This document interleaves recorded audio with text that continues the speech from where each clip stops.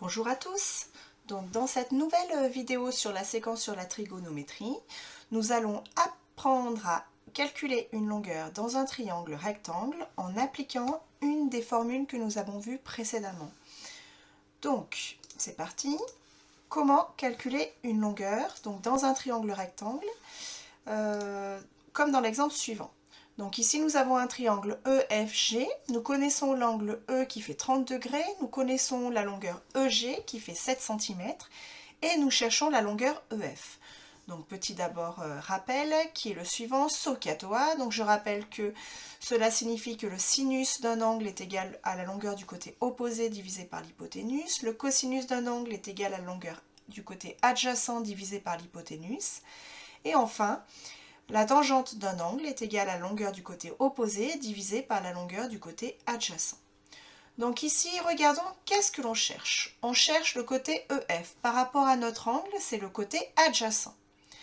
Et ensuite, on connaît la longueur EG, qui est 7 cm et qui correspond par rapport à notre angle à l'hypoténuse. Donc on va utiliser la formule cosinus, puisque l'on connaît l'hypoténuse et que l'on cherche le côté adjacent.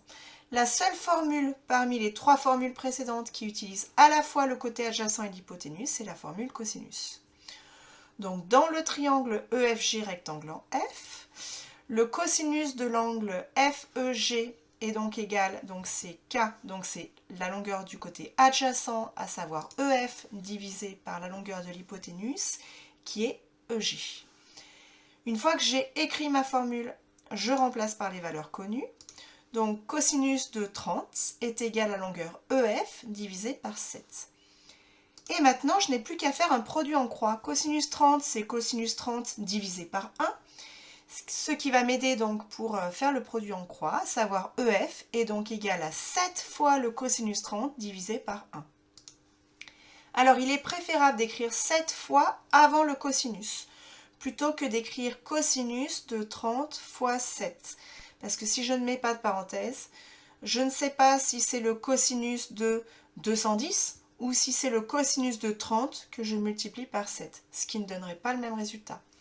Donc pour éviter à avoir des parenthèses, je mets le 7 devant, ce qui me donne donc 7 fois cosinus de 30 et là, il n'y a pas de confusion. Alors maintenant, si je tape ce calcul à la calculatrice, cela me donne environ 6,06 cm.